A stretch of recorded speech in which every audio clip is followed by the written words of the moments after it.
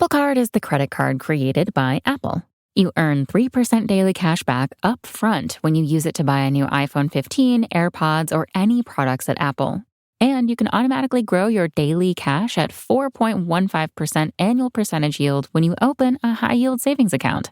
Apply for Apple Card in the Wallet app on iPhone. Apple Card subject to credit approval. Savings is available to Apple Card owners subject to eligibility. Savings accounts by Goldman Sachs Bank USA, member FDIC. Terms apply.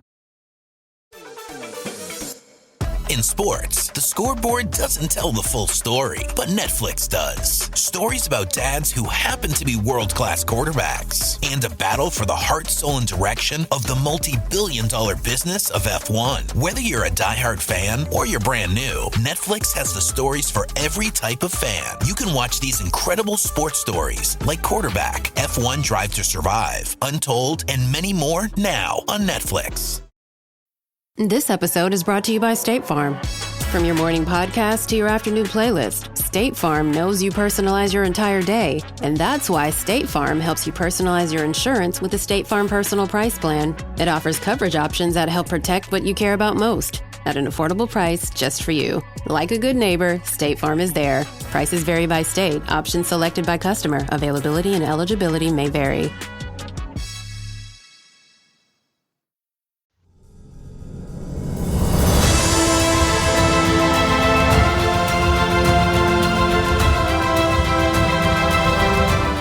Welcome to Scarlet's Fever, the home of Saucepan Central and Westerer is Besterer.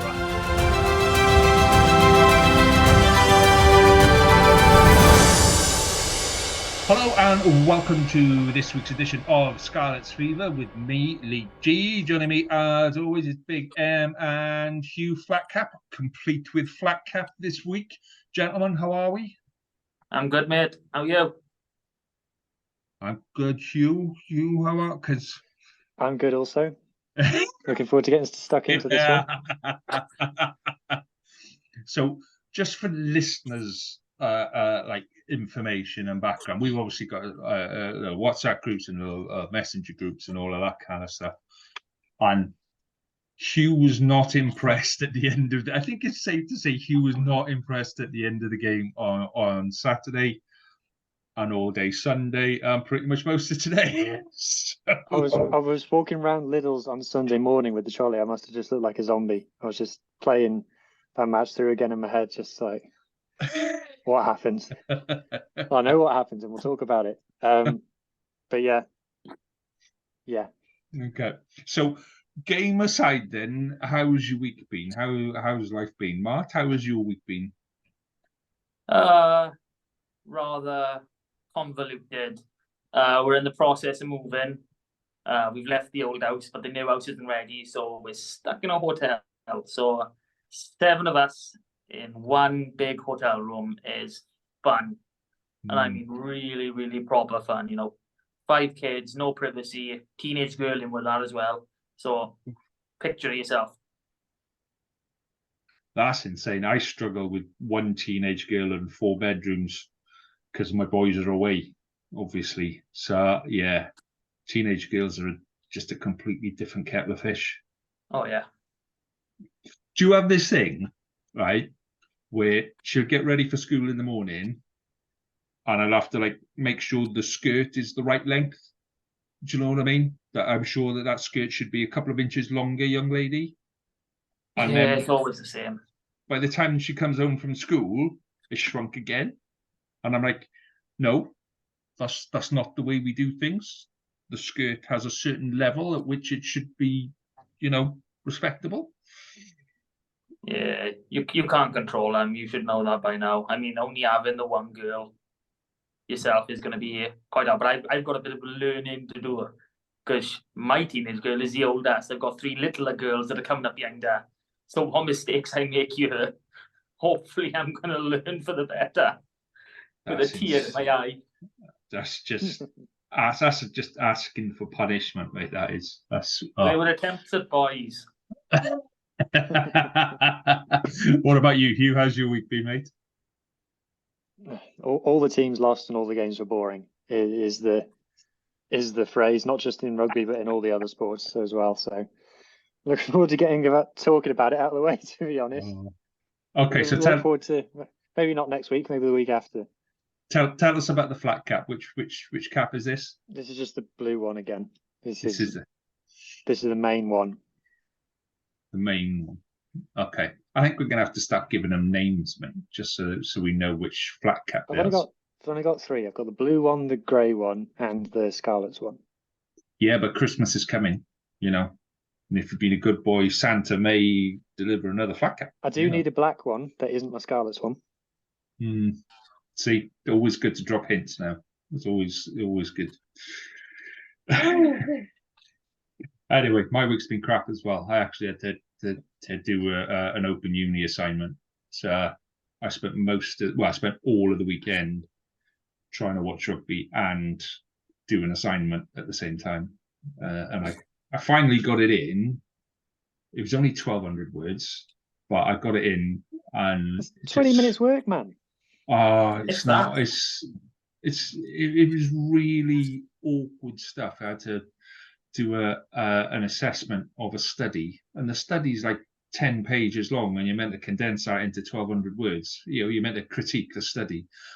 And can't I do some drawings instead? It'd be much easier. Apparently, that's not university level. So there we go. When I did my master's part-time last year now, I had regular assignments that were like 5,000-6,000 words. And when it finished, when I had it all handed in after I did my dissertation, I had a hell of a time doing my dissertation. It was so stressful. I still now, even at weekends, sometimes go, I should be writing. I should be doing. And like, no, I don't have an assessment. I don't have something to be handed in on Monday. But it feels like I should. So it takes ages to get over the feeling of I should be doing my homework right now. Well, even when you have no homework. Even when you have an adult now, because you're a big boy. So later in the year, I will be doing my dissertation, and my dissertation will be to do with concussion. Well, the effects of concussion on rugby players and things like that. So I shall be inviting listeners to partake in my study later in the year.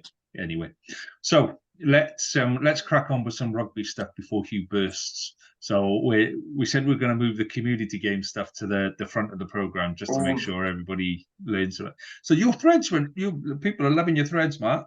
People are loving the whoop whoop, yeah. So so let's do community game. Go on, you do East of the West first. Then go on, you do your rundown of those. East of the West, the best part, obviously. We start off in the Premiership. What were you shaking your head for? West is best, and Westerer is besterer. Nah. We start in the Premiership. Big clash. Llandovery with Pontypool. Llandovery come out on top, 37-21. Hooray! I think they're gonna be good for the title now. They got one more big one coming up in 2 weeks. That's re-established the natural order, hasn't it? Because all the Newport and Pooler were starting to get ideas above their station, and now he's put pay to that. I know, one blip against Ebbw Vale, and I think, we're going to take over. No chance. Yeah. Next game up, Carmarthen Quins travelled north to RGC, took a bit of a thumping, 38 points to 12. Quins just can't seem to buy a win at the minute. I don't know what's going on with them. It's all gone wrong, hasn't it? Maybe they've checked out because they're going in the new league thing. Yeah, maybe. So straight on through to just results now. So we'll go Championship West. Narberth beat Llangennech 44-15 at home. Wow. From reports, what a game. Despite the scoreline, it was highly contested. Fair play to Narberth, 100%. Keep going. Division 1 West. Whooped your ass. Cynan beat Felinhall 44-5. Bidwelly beat Hendy 27-19. And Llanelli Wanderers another 100%, 33-11 at home to Buryport. Down into 1 West Central. And the only game we got here, as always, Bryn Aman at home to Skewen, 28-25 winners. And I can't tell you how happy that makes me. Brynaman second from bottom, Skilwyn second from top. Awesome. Just it makes you love the game. Anyone can win. It's awesome. I love it. Division 2 West, Lampeter beat Fishguard 31-7. Lacha beat Ponteberem 21-15. Ponteberem were on course for another win. They were leading at half-time, but just let it slip. St. Clair's with quite a scary win, 65-0 over Armagh United. And then Tenby beat Nancaredig 32-20. All the hand signs coming from Lee. Nice one, but Division 2 cap. But the third time of asking, Ticroys finally played Hoylecow at home, but Hoylecow won 30 points to 25. So, unlucky Ticroys, better off in the league. Division 3 West B, we got Binya lost 14-31 to Llandilo at home. New Dock Stars and Kevin Nathan was postponed. Penygroes lost 7-30 to Furness. Trimsaran,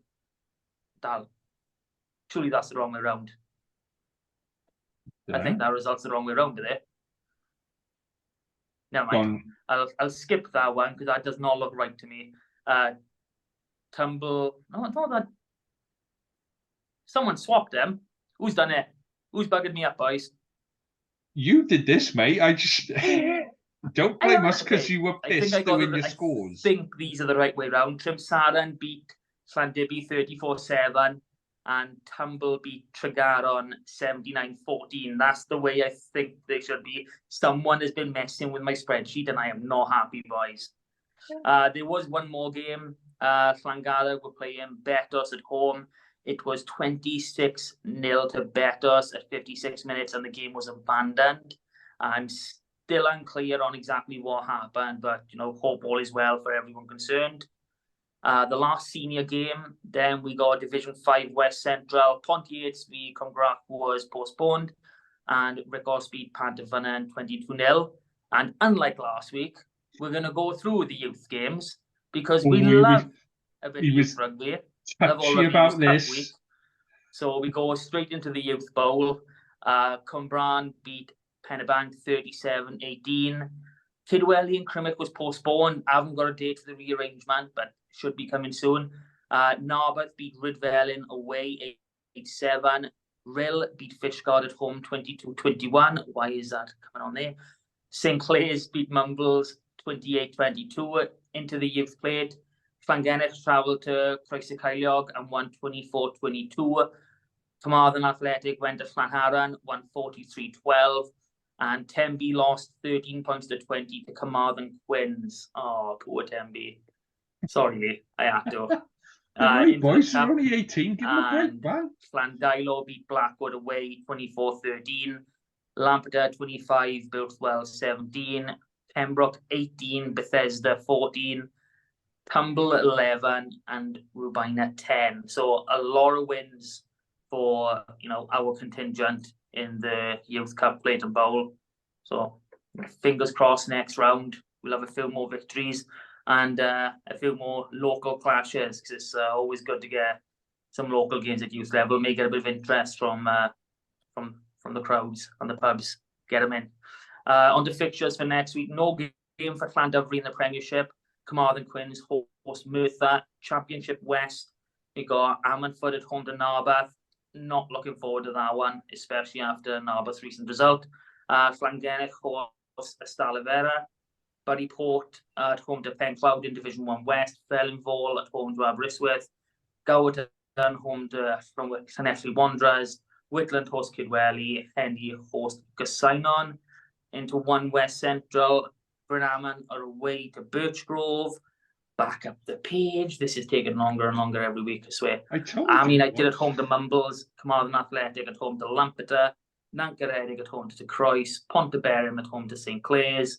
Into 3 West B. Kevnathan at home to Tumble. Furness host New Dock Stars. Llandilo host Penygroes. Llandibby at home to Binya. Tregaron at home to Llangadog. Last ones. Division 5 West Central, Pantyfynon at home to Pennebank, yay, Derby, and Seven Sisters at home to Pontiates. And that's it for the east of Carmarthen, for east of the Scarlets region. Cool. You know, I only listened to that to find out what happened to New Dock Stars, and they got their game postponed. You were looking forward to that bit as well. You were all excited. Yeah. Right, so I'll quickly run down this and try and avoid repetition. So Championship Impossible. West. Yeah, Cromer beat My State Quins 33-24. Narberth won 44-15 at home against Llangennech. Newcastle Emlyn lost 24-23 away in Ystalyfera. Fixtures for this weekend: Ammanford host Narberth, Newcastle Emlyn host Trebarnos, Tata Steel host Crymych. In that one, Division 1 West, Whitland got spanked by One Eyelid 52-17. Aberystwyth game was called off for cup reasons. Gaverton were in a cup. And fixtures this weekend: Felyn Foyle host Aberystwyth, Whitland host Kidwelly. So Whitland can rack up another loss there. Division 2 West, Lampeter 31, Fishguard 7, Mumbles 43, Milford 7, St Clair 65, Amman United 0, Tenby 32, Nancaredig 20. This weekend, Fishguard host Lucha, Milford and Tenby. That's going to be a nice one. Ponteberem host St Clair's on that one. And 3 West A, Haverfordwest beat Langham 36-10. Apparently no punch-ups, but you know that might be no punch-ups by Haverfordwest Langham standards. Larne lost. Nobody wrote it down. Nobody wrote it down. There was no evidence. Grasped. Yeah. Larne 15, Cardigan 19, Llanybydder lost 68-0 to Aberaeron. Pembroke lost 14-24 to Neyland, and St David's beat Quins 36-17. Fixtures for this weekend: Aberaeron host Aberaeron host Haverfordwest, Cardigan host the Quins, Langham host Larne, Neyland host Llanybydder, and Pembroke host St David's. And that is the community rundown done. Gordon Bennett. There's no easy way of doing it, is there? No easy way of doing it. It's a mouthful. Yeah, it is. Right. Okay, Hugh. Let's have some magic numbers then, my friend. Let's have some interesting facts from the weekend. So it's not from the weekend, but I've been doing some research for my next thread, which I'm hoping is going to be out on Thursday. It's about Welsh rugby again, so if it goes down anything like the last one I did about Welsh rugby, then I know I'm going to ruffle some feathers. But I'm looking at attendances for the regions because that's a hot topic at the moment, and looking at the history of the attendances. And I was looking at the Ospreys attendances, and I cannot help but notice that the year after the Scarlets won the league, most recent, Ospreys attendance dropped by a third. Do you think they came over? Or did you just went stuff this? Well, our attendance is peaked. Yeah. After that, as you would expect. So I don't want to say that Scarlets winning the league convinced Ospreys fans to stop turning up. But, you know, correlation is not causation. It'd be nice. But all I'm saying is we won the league. 3,000 Ospreys fans stopped turning up. If that happened now, if 3,000 Ospreys fans stopped turning up now, there'd just be a referee and 2 touch judges, and that'll be it, wouldn't it? It'd be insane. We can say that it's a Scarlets pod. Fuck 'em. So that's a thread with all sorts of interesting facts and figures. And how many people are you going to annoy with this one? Is it just I'm going to try not to give too many opinions in this one and mostly keep it about facts, so that if people don't like what I'm saying, it means they just don't like facts, rather than the last one where I dared to give an opinion and people didn't like it. Who? That doesn't sound right.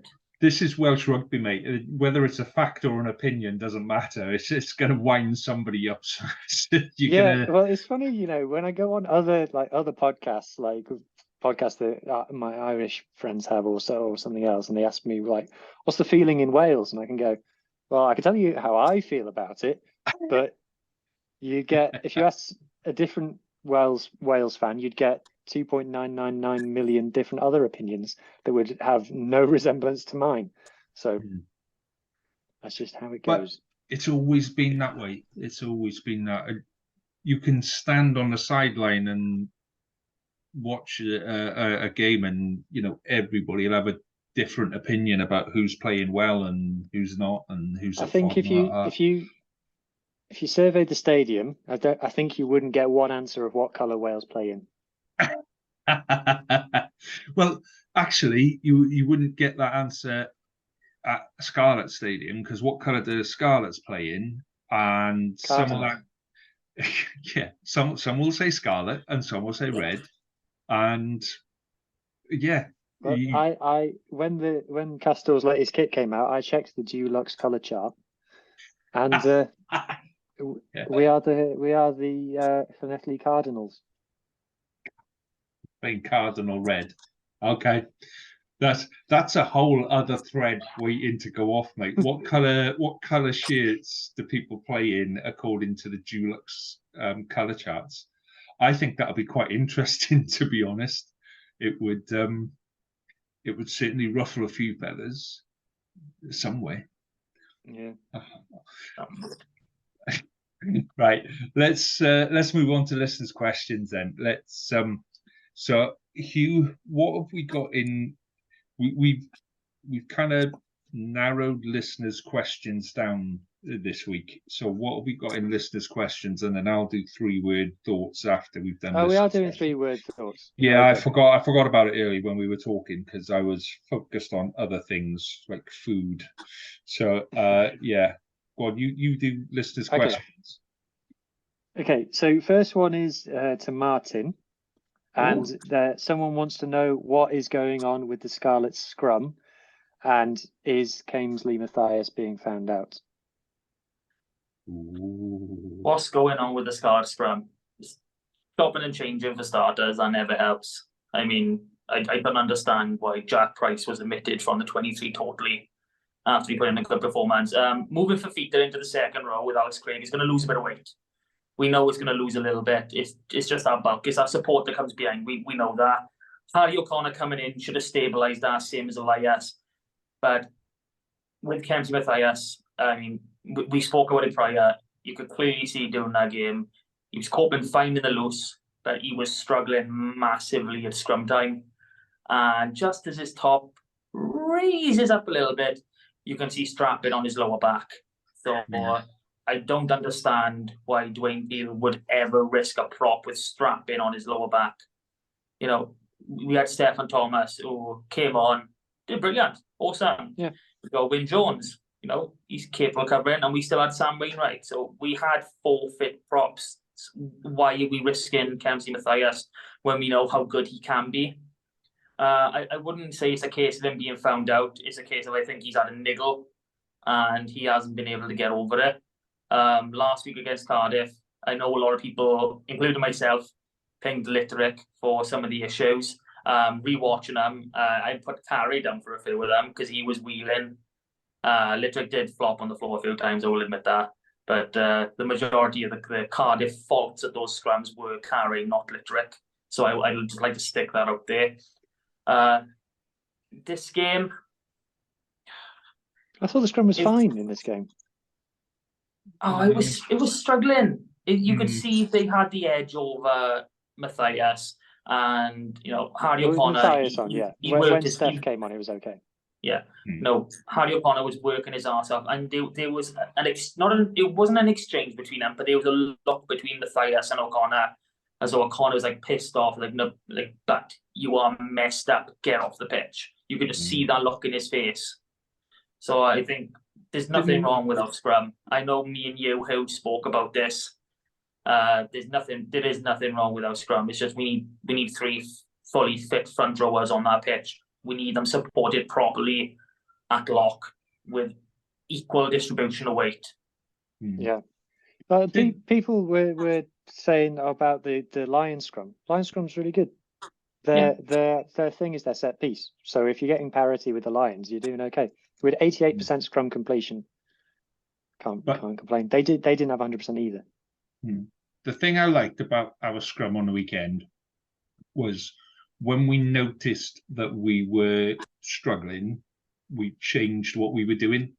So we went from a traditional scrum to, you remember we used to do an old route one with a ball used to come in between the flanker and the number 8. Second row used to split his feet and it used to go straight between there. So we started doing that, and the ball was in and out 2 seconds, gone. The commentator picked up on that, didn't he? He said, I can't remember what the Welsh words were, but he said, they've just said to each other in Welsh, in and out. Yeah. And this was, I think I made this point in South Africa, that we knew things were not going right and we didn't have an answer for them. We didn't have anybody going, right, okay, we're going to change this now. We were waiting for messages to come on the pitch and say, right, you need to change this and you need to do this. And you could see that they went, right, okay, because you can see that the angle of the flanker changes and the foot position of the second row changes slightly, because you know you're not going to be in that scrum for a long time. You literally need to go in and you make that contact. As soon as that contact is made, ball in, ball out, gone. And I was quite impressed with that, because we made a conscious decision that, this we can play a different type of game. Why we don't do that quick ball more often is beyond me. It just makes so much sense for us to do it. But there we go. If I can make one more point about our scrum, Wyn Jones is covering both sides of the scrum at the minute. And I don't know if anyone picked up, but the first scrum that Wyn Jones went into, we won a penalty. But if you watch it, the first thing Wyn Jones does is bind on the loose head's arm and then drops to his knee. And somehow the loose head got pinged for hindering. I have no idea how. I don't know if that was the only scrum he was involved in, but it's a good success record, but it was just poor technique. I mean, he grabbed onto his shoulder to bind, and then as they hit in, he wrapped it on the arm. Mart's being all nicey nice. I've seen the things he said about Chris Busby in the group chat. Oh, you haven't heard what I got to say about Busby and his blocking for the Lions? Oh, crikey. Okay. Next question, Hugh. Quick. So one of the big talking points of the game is Ioan Lloyd. So Osprey's Irie pod comes in with Ioan Lloyd is clearly brilliant, but with him at 10, the game management is struggling and it's costing us games. What's the solution? I would firstly say I wouldn't say that Ioan Lloyd has cost us a game so far. I would say that maybe game management isn't great, but they said on Scrum 5 that if Wales played a test match tomorrow, then Ioan Lloyd would be the number 10. Thoughts? Go on, Mike, you go first on this one.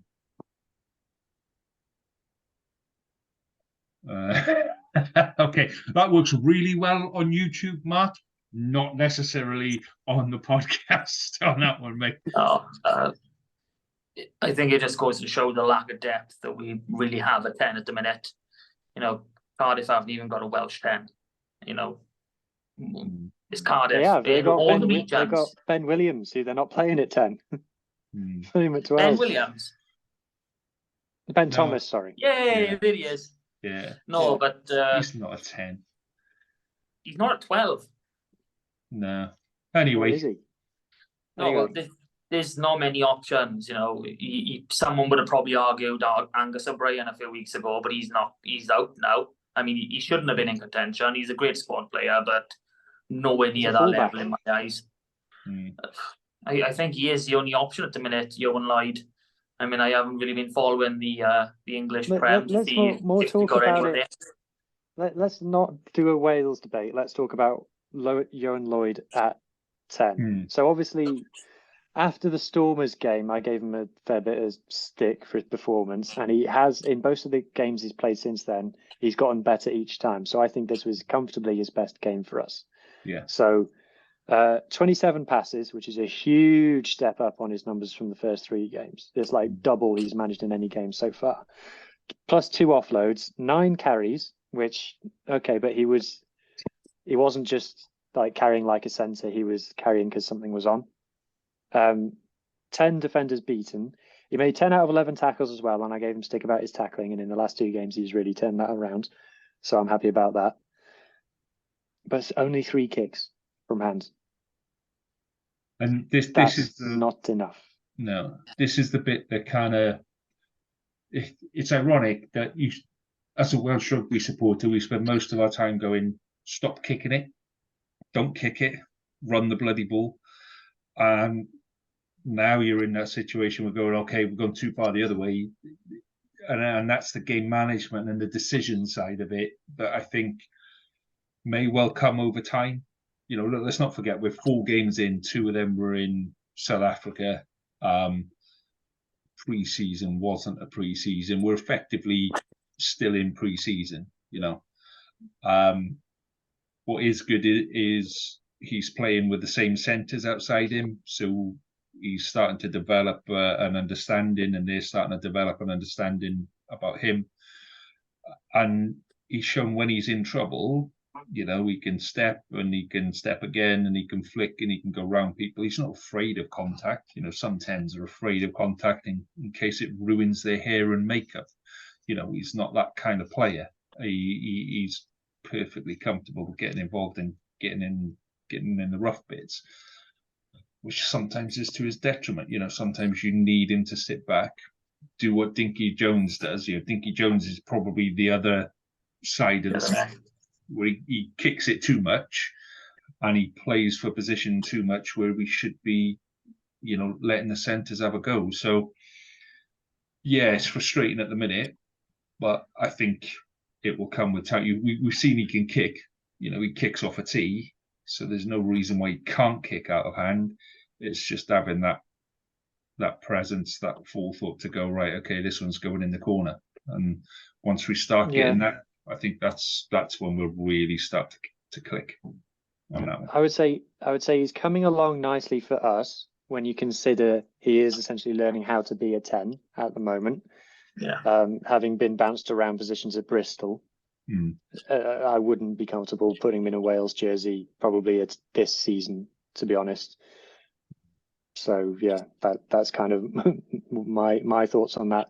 I'd say keep him at the Scarlets, keep him playing, getting good 70 minutes a game for us in the 10 jersey, and let him come along. And like you said, Lee, let him build a relationship with Eddie and Joe. And I think Gareth Davis is really helping take on a lot of the game management for him while Gareth Davis is on the pitch as well. Yeah, and I think that's the way it's going to have to be, because he hasn't got anyone else there to learn from at the minute. You know, there's nobody there going, I've played 10 for 5 years. They're all bloody injured or playing in New Zealand. You know. Well, I was thinking about that because we've got, if you look at our coaches, we've got a scrum half as head coach. We've got Jared Payne, who was a centre / fullback, I believe. Yeah. And then everyone else in the coaching ticket, I think, was a forward. That's because forwards are more intelligent. I'm right, aren't I, Matt? 100%. Absolutely. See, and prettier. So who's giving Johan that tutelage, like you say? It's not like we've got I don't know. It's not like he's got Owen Williams to learn off. Or maybe Owen isn't the best example. It's not like he's got. I'm pretty sure Peel has got Steve O on speed dial. You can just call up for a few notes. He probably does. He's down in Moana now. He's living his best life. Yeah, but you have got Scott Williams there, who, you know, of all the people that have played inside centre, you've got Foxy there, who has played inside centre. Foxy played 10 a couple of times, didn't he? He filled in at 10. Hadley did. No. Hadley Parks did, and I'm sure Foxy did once. Anyway, maybe an emergency. I can't remember ever doing it. I remember him going in there for a period, but for one carry. Yeah. But do you know what I mean? There are players there that can kind of give up. I think it's more a case of he's trying. So he's in the back of his head is going to be Costello's coming back at some point. You know, at some point in the future, that injury comes back, and I've got between now and then to stamp my authority on, I want this shirt. And I almost think he's trying too hard. You know, he's almost kind of going, every time he's got the ball, he's got to do something. He's got to create something. He's got to make a break, you know. And I think that might be a bit where he can go, okay, you've got 2 or 3 months now before Costello comes back. So calm it down, stick it in the corners, change the game up, but dink over the top. Let's put the ball in the air. Do you know what I mean? Let's vary the game. And I think that will take a lot of pressure off him and might give him a bit of extra space to run into. Because when he starts stepping, well, you know, the guy's electric when he's stepping. So, yeah. Why they haven't got Here Comes a Hot Stepper on the old sound system, you know, they're missing. Because if you start calling a player in Wales Hot Stepper, his ankles immediately turn to glass. Yeah, and he gets stuck. Have we got any more listeners' questions, Hugh? No more listeners' questions. Okay. So I'm going to quickly run down the 3-word thoughts. Now, Can I just quickly interject on 3 words? Yeah. So a couple of weeks ago, the Dragons did a 3 words thing. They sum up Roger Williams in 3 words. Yeah, I told you. It's this rugby club plays in the East, Mars. Anyway, so and not one of the Dragons players managed to achieve 3 words. Some of them went long hair, top bloke, scrum half, and like that's literally 6 words. You're literally 100% out of the specification here, guys. And I kind of like messaged Harley. I was like, oh, maybe the Dragons boys can't count. In this week, the video the Dragons put out was name your number 1 bucket list item. And none of them kept it to 1. And they were all like, oh, I want to go bungee jumping. I want to go to space. I want to do this. So here's my question for the rest of the week for all of our listeners to ponder on. Can the Dragons count? Their issue is they've all got 11 fingers. And so when they can't pretend, they get confused. That's what I don't think that's it. I think they're so used to losing, they just don't bother anymore. Yeah. They got that's how they project the mentality. It's like, don't look at the scoreboard, lads. Just don't. Or maybe they've gone to like all of our old players and they've gone, how old are you? And they've gone, I'm 38. And they've gone, oh, right, so just a teenager then. Great. Sign on the line. Yeah. Okay, let me do our 3 words then. So Hugh says sloppiness from Steph. Dave says poor game plan. That wasn't me. That was a different Hugh. Sorry, yeah, Hugh W. Lee Rowland, very long season. James, Christmas came early with a flag. You know, whether we allow emojis in there, you know. So Brian says manage game better. So Brian used to be one of us. So hello, Brian. Glad you're listening. James says we enjoy losing. I think we enjoy losing. I think we're struggling there. Wayne says kick it out. And then Phil says threw it away. Well, if he'd have thrown it away and somebody else had kicked it out, we wouldn't have had the issue. That wouldn't have been a problem. And then why kick it? Because it needed to go out. It was the wrong kick. And then West is woeful, which comes from Owain, who I think is taking the piss a bit, to be honest. But yeah, there we go. So that was, there were some others on Twitter as well. Oh no, Martyn's gone. Oh, fuck, was it that bad? Blimey. Anyway, while Martyn's not here, let's discuss 2 things. Let's discuss the game and Martyn's hair. And then when he comes back in, we'll be halfway through discussing whether he's got a little girly hair thing to keep his hair in place. His girly headband is very nice. It is actually. I'm just jealous that he's got that much hair to justify having a big girly hairband. In all honesty, so let's tackle the game. So we're gonna focus on a lot of it on Steph Evans, yeah, but there are 22 other players there, and a whole coaching team and all of that kind of stuff. So go on, you've been dying to get this off your chest since about 5 minutes. I'm gonna be nice first. Because I want to be. So the reason this game hurts so bad. So I do my instant reactions. I put them out on Twitter and on the Rap YouTube channel as well. Scarlet's Fever, most watched podcast on the Rap YouTube channel. The reason it hurts so much is because we should have won, and it's our best performance in a good old while. And that's why it really stung. And my instant reaction, normally I just press record, do it, stick it up, and that's an instant reaction. It's the first one I've ever done where I did 2 takes and binged them and did another one because I didn't want to put out the kind of contents that were constituted the first 2 takes. The pack, particularly in this game, were absolutely excellent. If I start with Ryan Elias, so 40. By the way, I tweeted Ryan Elias's stats on Sunday, and it got a bit of traction. And then today, the Scarlets have done a tweet saying, "Here's Ryan Elias's stats for the game." People don't think I see them. People don't think I can see them. Yeah. Anyway, Ryan Elias, according to Rugby Pass, 14 carries, 10 out of 11 tackles, 59 meters. Do people understand how mad 59 meters for a hooker is? Yeah, for a hooker is ridiculous. Awesome. Tell you who else made 59 meters in the game? Johnny McNichol. He's a fullback. Yeah. Crazy. 10 tackles, 3 of which were dominant, which is the top over either side. 5 defenders beaten. And like I said, 92 line-out percentage, which translates to only 1 actual line-out. No. One actual line-out loss, which I think was a miscommunication with the lifters rather than him. And then the scrum went decent with him on the pitch as well. So I think Ryan Elias in that game said, "No, I am Wales' #1 hooker." Yeah, definitely. And that was an unbelievable performance, a performance not befitting of being on the losing team. If I just go through some of the other performers, Alex Craig, 20 out of 21 tackles made. Superb.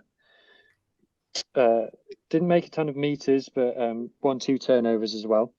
But Fisa had a slightly quiet game. I think when he moves back to #8, which I expect he will when Lousy is back, obviously, I think we'll see a bit more for Fisa, but he still created the chance for Tom Rogers' try. Plumtree. So Plumtree was fucked about 20 minutes into this game. Something had happened to his shoulder, and he played the rest of the game. Oh, we got Mark back. Yeah. You've only just noticed that. I've been celebrating. I've been doing everything. I mean, I did hear you swear, so I'm sorry I'm that sorry. I keep that. I'm so disheartened. He hasn't started yet. So Plumtree played with this game with 1 arm, and he was amazing with 1 arm. His stats don't necessarily say it too much, but 11 tackles, 2 of which were dominant. But his turnover under the posts, they were attacking, they were right under the posts, and he turned the ball over, and just fantastic. It's brilliant. Yes, but he was part of the reason why they were in that position in the first place. He turned the ball over. Yeah, but he turned the ball over under the posts, and if he's made an error, then he's rectified it in majestic style. He's very quickly turning into my favourite player. I think that the Wales #6 jersey is his to lose. Plumtree. Yeah. The way that he knew he was injured and he was holding his arm, he was like, I'm done here. But then he was like, I ain't going off. So he just was like, well, I'm playing with 1 arm then. And then he did. And there was one part in the second half where he picked a Lions player up off the floor and dragged him back with 1 arm. And I don't know if you know, the South Africans aren't light. So I love that. Tuipulotu still isn't really getting the meters I would like him to get, but I think he had a good game. 2 defenders beaten. Hold on. He had a great game. Every single time. Good game. Every single time he went past the point of contact, he beat more than 2 defenders. I know that for a fact. I was watching him very closely. Every single carry he had, he didn't go backwards. He always pumped forward. He had 1 good break. I know that for sure. And I'll be honest, he had a really good game. Not not man of the match material, obviously. But if he had those performances week in, week out, I would be very happy. I think when Sam Lousy is back, I think Tuipulotu will lose his place to Fafita. But if he's coming off the bench, having said that, Ben Williams made a great impact off the bench. He had one carry where there was Lions players hanging off him. And then Leatherbarrow as well. So Leatherbarrow, 18 out of 18 tackles. I'll tell you what, when Josh McLeod and Dan Davies got injured, they must have thought, it's all right. It's just this uni kid is going to take our spot, and he's about 6 stone wet through. He'll be fine. He's been incredible in these last 2 games, yellow card aside against Cardiff. Like that now our club captain, Josh McLeod, is going to be thinking, hang on, am I going to get back in the team here? One turnover as well. 10 meters made. His game really wasn't about carrying. His turnover was a good one, though. Yeah. His game is more about shooting out in defence and cutting that line off dead. He does that so often. And it's brilliant. And just generally, our carrying was much better in this game as well. So I blasted us for down in South Africa what our carry meters per carry was, but in this game it was 3.25 meters post contact, which is fantastic. So, and then obviously Eddie James and Joe Roberts again showed that they are a centre partnership that just works. I heard Rian Lowe, who's a South African content creator, message me saying, "This Eddie James guy, you've got a player on your hands here." So, that's why I was so upset that we lost the game, because I think there was the whole pack and the centres and Johan Lloyd, to be fair, all had excellent games. And I would say that is the best performance by any Welsh team so far this season. I mean, we've lost the game by a point. I agree totally. Like, there's only 2 players I've put in my, not great performances. One is Matthias because he was injured, and the other is, I think, the most common denominator if anyone picks out the worst performing Scarlet in this team. So well, 30 players were brilliant. So I'm just going to go through the players that I picked out as well, and it's very similar to what you've got. I thought Elias was just outstanding. His meters beyond contact was just superb. Insane. And we've been quite critical of him in the past with his line out accuracy has been quite iffy. He does a lot of the grunt work, but doesn't necessarily do a lot of it going forward. He was absolutely, stand behind me, boys, because I'm going to show you how to do it on Saturday. And that's what you need. That's what you need from him, which was good. We've seen the international boys have come back in, and they've really lifted us, and they've shown as well that they can play 80 minutes as well. So we can see that difference in conditioning between the internationals and the club players. Of the internationals can play 80 minutes at this level. Yeah. The bit I was going to pick up on was Tuipulotu. Was he out of position for their try? It's hard to say. Go on, Mark. This is what I mentioned earlier.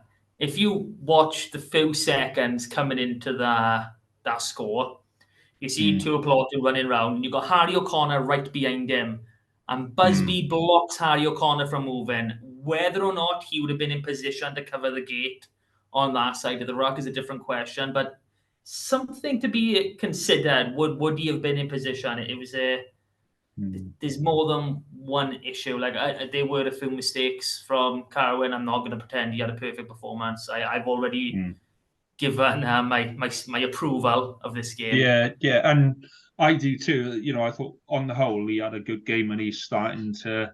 Each game he's making small steps forward. Definitely in attack. He is. He's not setting the world alight, which you kind of hope he will at some point. He's going to do stuff at some point. He needs to have a big game that he can look back on and go, this is what I did. But he's rock solid, and he's still only young for a number 8. He's still quite young. The bit that impressed me with Fafita, I thought Fafita was awesome. I thought, he did so much stuff that you don't see. There was one second rows are so hard to watch and judge, and it never comes up in the stats. He's our main line-out attacker. Alex Creed in line-out as well. Yeah. I've mentioned him. You were 20 off out of 21 tackles. Yeah, you were doing your hair or something then. But yeah, I mean, that Alex Craig, we were unsure of him when he was coming in, injuries, this, that, and the others really stepped up to the plate now and is setting the mark, I reckon. And when Lousy comes back, it does okay, what do you do with Fafita? Does he go to number 8 and all that kind of stuff? It gives you a really good option to have in the pack. Whereas last season it was pretty much, Callum Mahoney's 8, Fafita and Lausia 4 and 5, and if That was always a compromise, though, wasn't it? But that's what I mean. There was never really that, who's challenging for 4 and 5, who's challenging for 8. Whereas now you've got players challenging, and I think that's the difference now. They may not be, world class players just yet, but they're getting there, and I think that's the bit that impressed me. The bit I was impressed with Fafita was he popped up at outside centre. We were running the ball from our own half. He popped up at outside centre, adds pace to the line, fingertip ball, it comes in, draws a man and gives, and you're just sitting there and go like, if you didn't see a number 4 on his back, you wouldn't know that he was playing second row. Do you know what I mean? Or 5, whichever one he was, I can't remember. But he absolutely looked the part at outside centre. There aren't many second rows or back row players that can do that, and they just fit into a back line, add pace to a back line. So yeah, I thought Fafita was outstanding again. I think he's working really well with Plumtree, and then you've got centres which were superb. Which kind of brings us to Steph Evans and the kick and decision making. For me, it's about decision making. It's like some of the stuff that he's had has been a bit over the top. The guy knows he made a mistake, and he knows his side had paid for it. Trust me, when you sit in the changing rooms, when you've done something like that, you feel that in a big way, especially that late in the game where you've not got a chance to rectify, what you've done after. So yeah, he would have felt that in a big way. And I think some of the criticism of him, yes, it was a crap kick. It was a really, really shit kick. He had a player inside him who was in a better position to take that kick, and he should have passed. A lot of his kicking through that game was poor. He kept hitting it up at outside half, which Johan Lloyd keeps getting caught at the bottom of a ruck. And then Steph is filling in, which is obviously a tactic. And then he's trying to kick for the corner and then cocking at the kick. His kicking isn't accurate enough to do that. So bad. Yeah. Like we talked about, like, is he an option at fullback? And like that, how crazy does that look now? Like there was foreshadowing. So I'll just go through it. There's foreshadowing the first half where we went wide and Steph was on the outside channel because he's a winger. And it was on to Grubber. And it's something that I noticed us as a team is we don't grubber, and Joe and Eddie need to add it to their games as well, that we need to grubber kick more. And he should have grubbered, and instead he just dinks it up in the air, and it's the easiest catch you've ever seen for the fullback. And it was like, what was that? Like, this is what I'm saying. When you're on about, he was like 7 meters in, he had about 15 meters of space in front of him, and he just boots it. Yeah, and this is what I'm saying. Steph is not a kid. He's played at this level for long enough, and he's a winger. He's always been a back three player. How do you not know how to do it properly? And then, so I went back this evening, and I watched the last 10 minutes of the game, and I've got notes on it. So let me just read you through it. So on 71 minutes, we had a line out in our own half, and we broke down field. Ryan Elias with a huge carry, and then it went wide. Steph Evans gets it on the halfway line and boots it. That kick should have gone to touch. It should have bounced a couple of times and trickled into touch in their 22. That's what the right thing to do was. Whether he's whether he's made the wrong decision or he's just badly executed, the kick arcs infield towards their fullback. He fields it. They go into a breakdown, and then off it, because all of our back line is at the bottom of that ruck that's just been created. They dink it over the top, and the 10 gets it, breaks downfield, and then Tom's pinged for holding on, and that's 3 points. So that's come from Steph's mistake. It's actually a little bit funny in hindsight. It cuts the camera to Dwayne Peel in the stands now, and you can see he's absolutely crapping himself. He's like, oh no. Again. He can see what's happening. So it's only 5 minutes. It was that huge Ben Williams carry where he's got players hanging off him. And the Scarlets get down into the Lions 22. Steph Evans gets the ball and carries and gets turned over because he's on his own. So this is the thing that I always say about Steph is if you look at his number of defenders beaten, it's always high. And then if you look at his number of line breaks, it's always low. So he's always trying to like beat a man and then beat him again and then beat him again. So he gets turned over. I will say that Busby, like Steph Evans gets turned over clean. They just rip the ball off him and play. Busby gives advantage to the Lions, even though it was a clean turnover. So I'm not sure what that was about. And the Lions run it under advantage. So that's off Steph being turned over. It goes a few phases. We stop them. And then the Lions 10 kicks it over. And it was a terrible kick from the Lions. It was awful. It wasn't testing the touchline. It wasn't testing any of the wingers. Steph fields it, bags of time, bags of space. And then we know what happens. And then we lose the game. So in the last 10 minutes, Steph has made 3 mistakes that have led, 2 of which have led to line breaks for the Lions, and one of them's led to a try. That's what I'm saying. And, this is why I said in our player squad review that Steph, when he's on the pitch, he doesn't do the technical right thing ever. And at times it creates a try for us and he scores a try. A lot of the time, his teammates don't know what he's going to do. So the rucks that he's at the bottom of don't get staffed properly because he's done something a bit weird. And like I said, his kicking is just, it's not just this game. That's why I feel so annoyed about it, is because I'm not seeing it as just he's been charged down. Like if it was any other Scarlets player who got charged down for that kick, I'd be like, oh, I'm sorry, but I feel really bad for you. But it feels different for me with Steph because this is not his first rodeo. I wasn't picking up that you were angry about this. I don't know about you, Mart. I don't know if that was coming through. Yeah. Thank you for clearing that up. You could feel the tension. You could just see the look on his face. Yeah. It's like Steph. He's an enigmatic player. And when you're on the front foot, he's brilliant to have. But tight games that, we're struggling to win, we're struggling to get over the line, he's not a player you want in that 15. It was always going to be a tight game against the Lions as well. The Lions lost their first game against the Stormers by 2 points. They lost to Edinburgh by 1 point, and they lost to Benetton by 5. Go on. What are you saying, Matt? 5. Oh, he's gone 5. Yeah. They lost to Benetton by 5, and Benetton going to be at the thick of it this season. So and I said in the preview, I thought the Scarlets were going to win it by 2. It was always going to be tight. It was always going to come down to the last 5 minutes. So do you think, 2 things on Steph Evans, he's definitely kicking more this season. Yeah.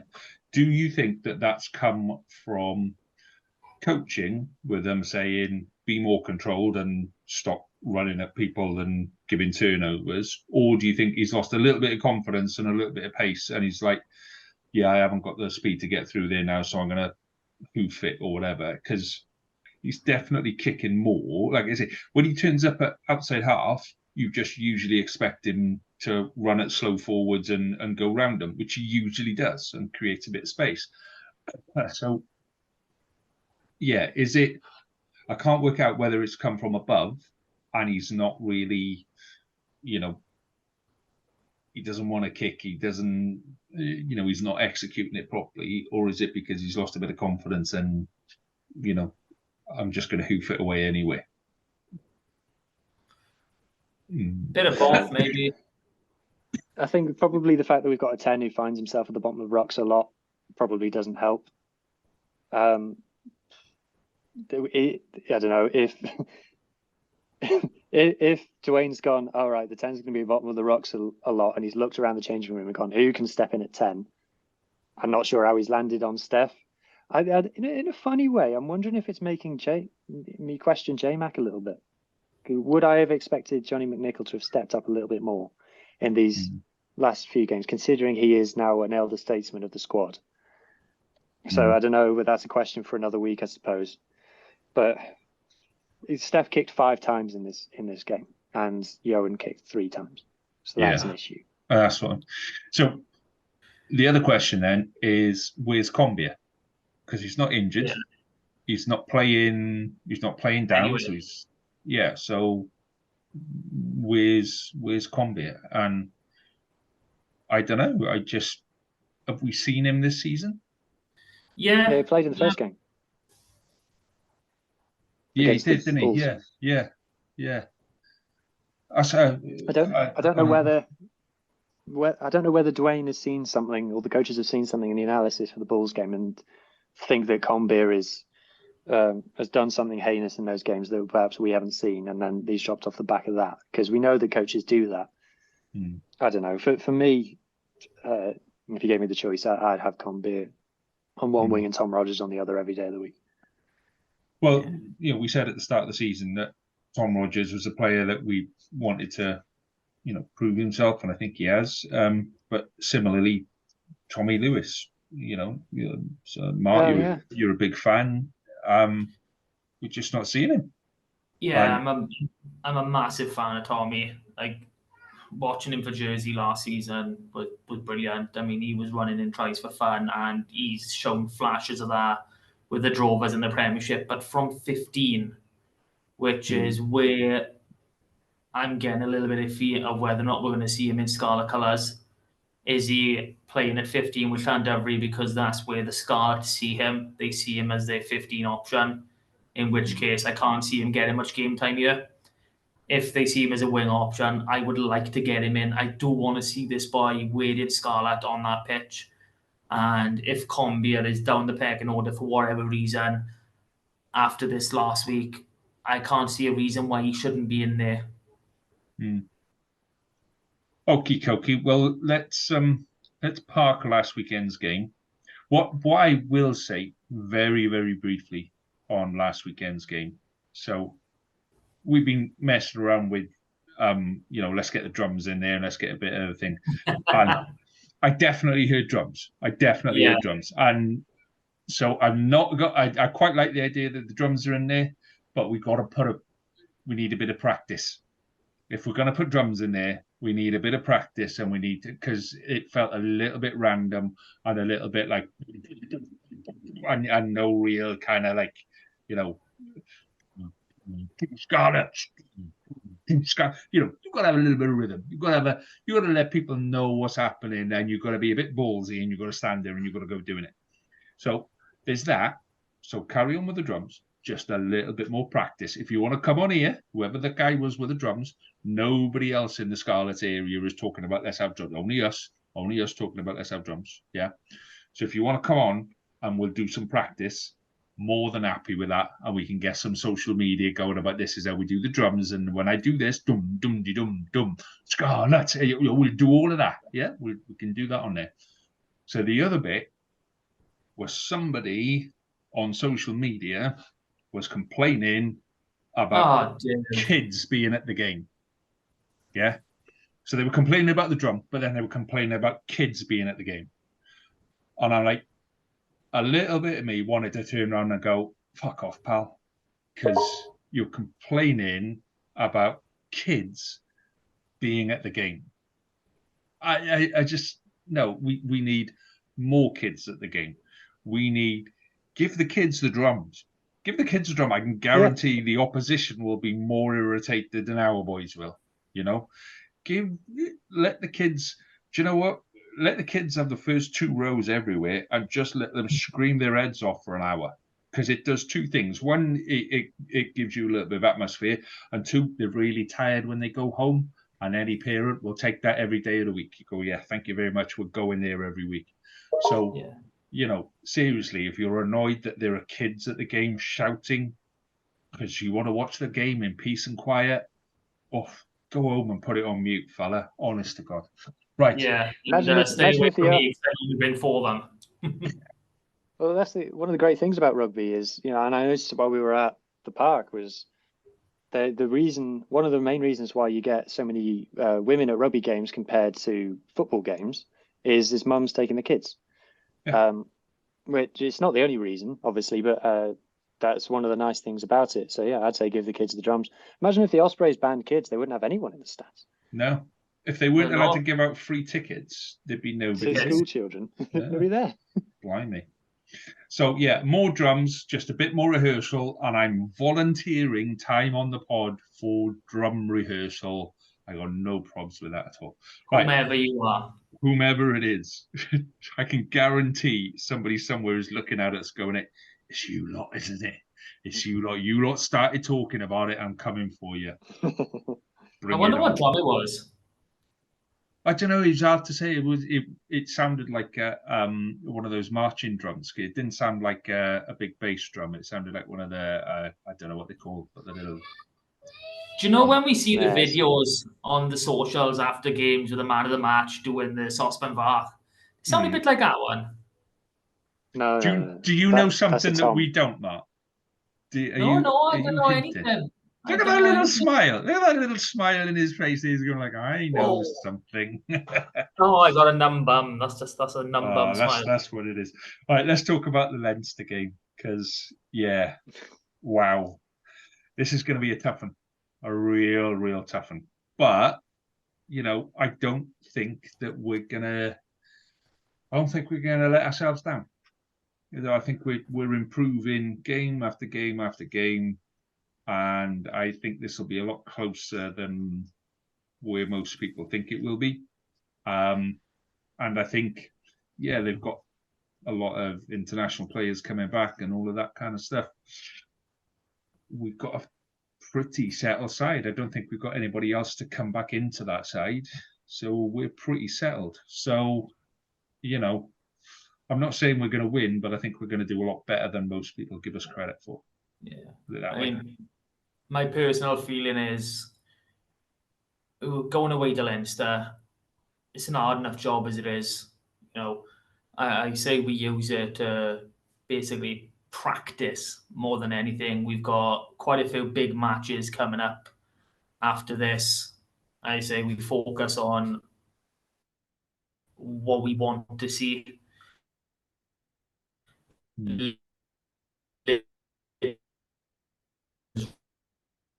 We're losing you a bit there, Mark. Oh, he's breaking up. Yeah, it's the thought of playing Leinster is destroying the Wi-Fi. Like obviously, yes, there, put some new things in, oh. like you said, Johan Lloyd.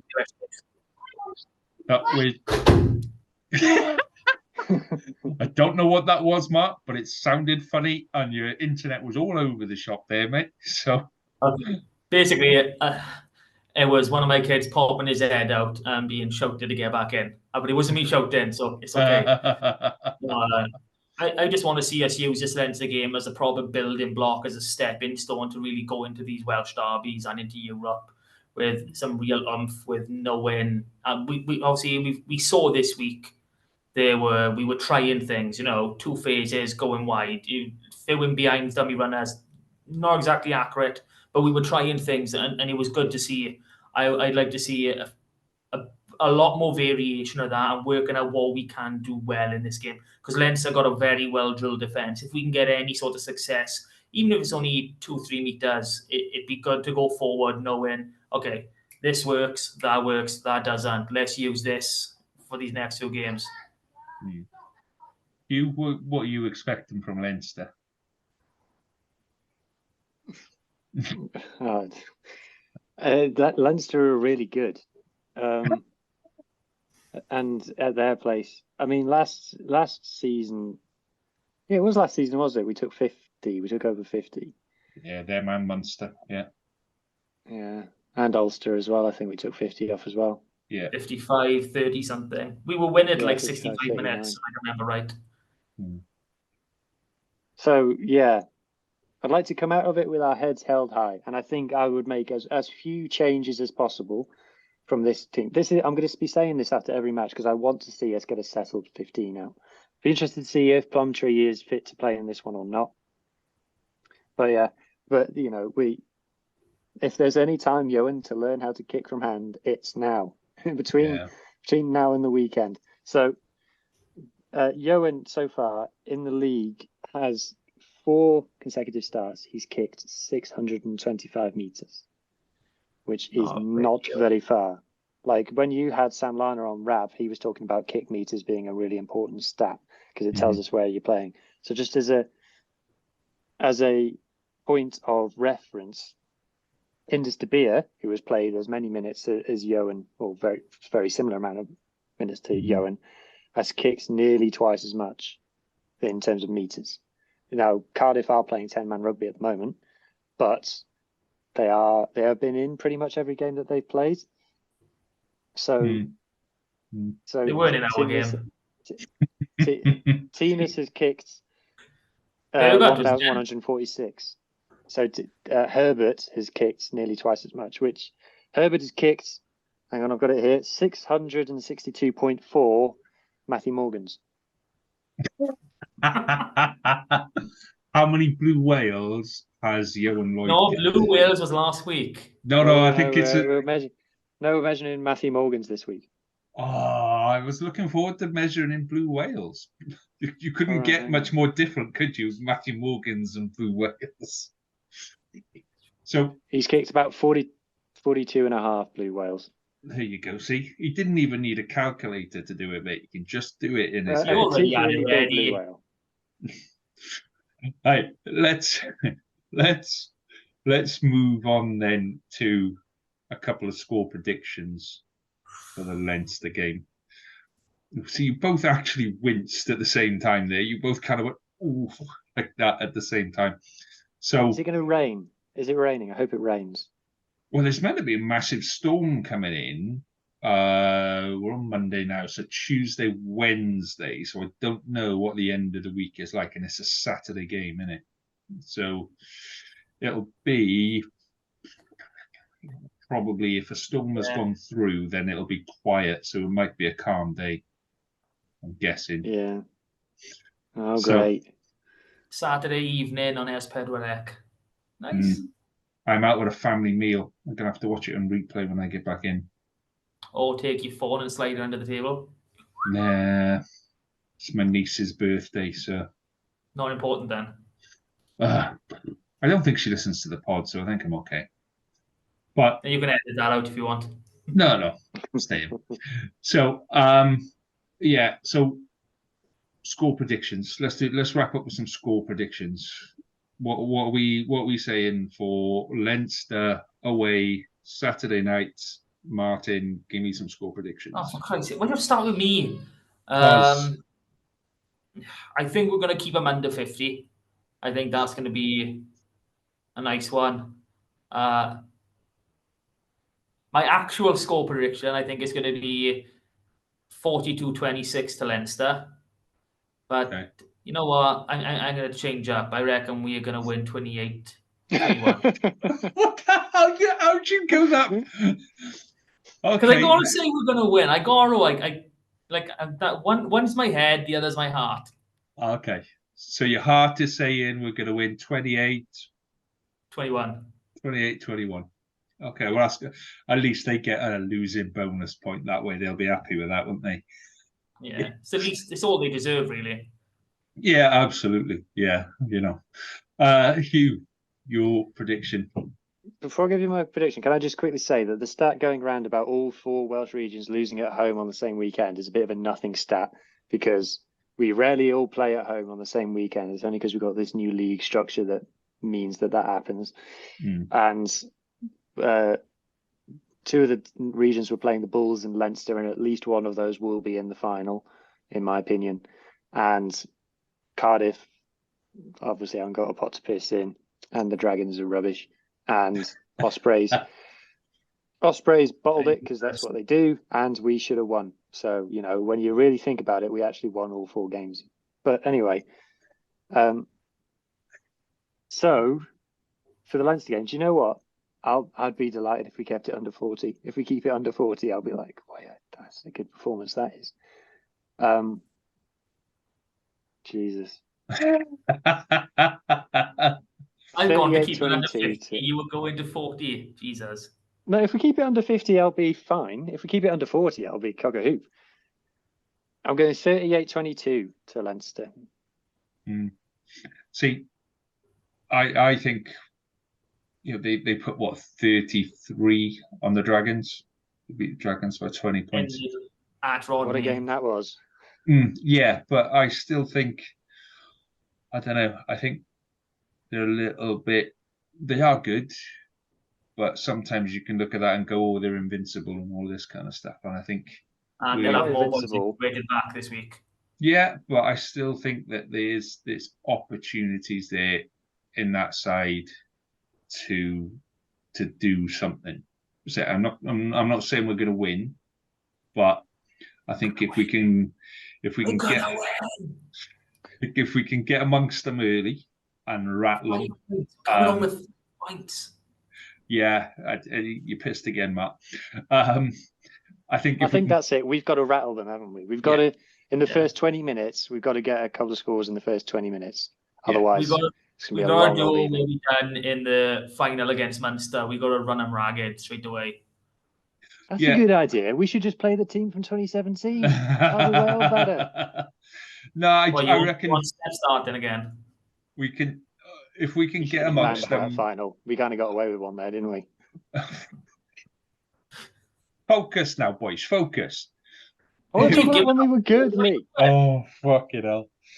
Anyway, so yeah, I'm gonna predict 25-15, something like that. That's low.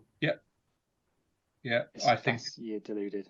No, okay. I think if we can, like I say, as I was trying to say before you two started rabbiting on, but if we can get in amongst them and kind of disrupt them, annoy them, irritate them, yeah, I think we'll hold them for a lot longer than we give ourselves credit for, and it will build our confidence. As our confidence grows, we'll rattle them more, or we're gonna get fucking tonked from the kickoff, one or the other. So I'm gonna go with the other.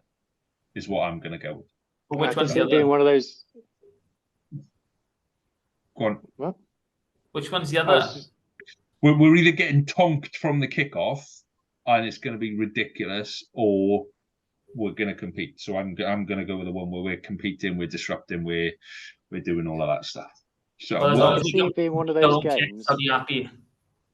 Go on, Hugh. I can see it being one of those games where we're like pressing and we got possession in their half, possession in their half, possession in their half.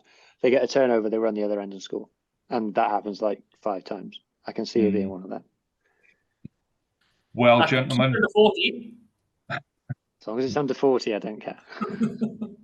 we will find out on Saturday night. We shall, we'll come back and do this again next week, and hopefully we'll be going into the Ospreys game after that, isn't it? Yeah, the shit sprays. Yeah. So, next week we should have something positive to go forward with. Something. Let's hope the Ospreys get absolutely shafted this weekend, and we do a lot better than expected, and we're back ready for the first big game of the season. Who have they got? Who are they playing this weekend? I should know. I just predicted Doesn't matter. Cardiff got Zebra. Oh, they got Dragons. So if they lose that, exactly, I can see them losing against the Dragons, and then they'll have like all the internationals back against us, and they won't know what to do. And then right, let's do sod Leinster. Right, let's just start doing a 2-week hype for the derby. Right, we can end their season. Scarlets. Right. Scarlets, if we go there and we beat them, their season is done. That's when it. we go there, when we beat them, the season's done. Yeah. James, when James listens to this, mate, he's going to be all over you on Twitter, isn't he? I'm a Scarlets fan. He's an Ospreys fan. This is what it's all about. You're a Scarlet fan. He's a plastic person. Yeah. Right. Gents, we're going to have to wrap. We're going to have to wrap it up. We're fine. Oh, will you two shut up? I want to go and have some tea.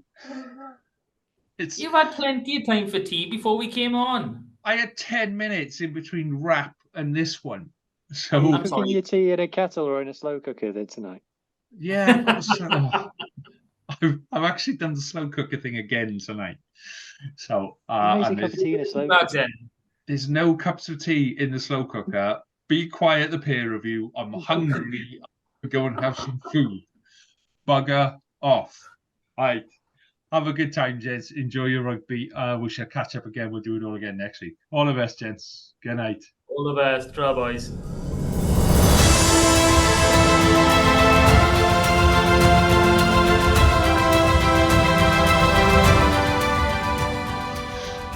Thank you for listening to the Scarlet's Fever podcast. We hope you enjoyed the show. Please subscribe, rate and review wherever you listen to us, as it really helps us spread the word. You can find us on all the usual social media channels or email us on welshregionalrugbypod@gmail.com.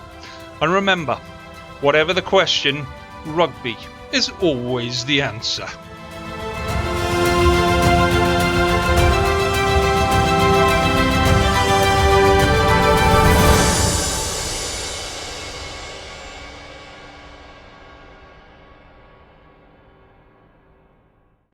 Sports Social Podcast Network.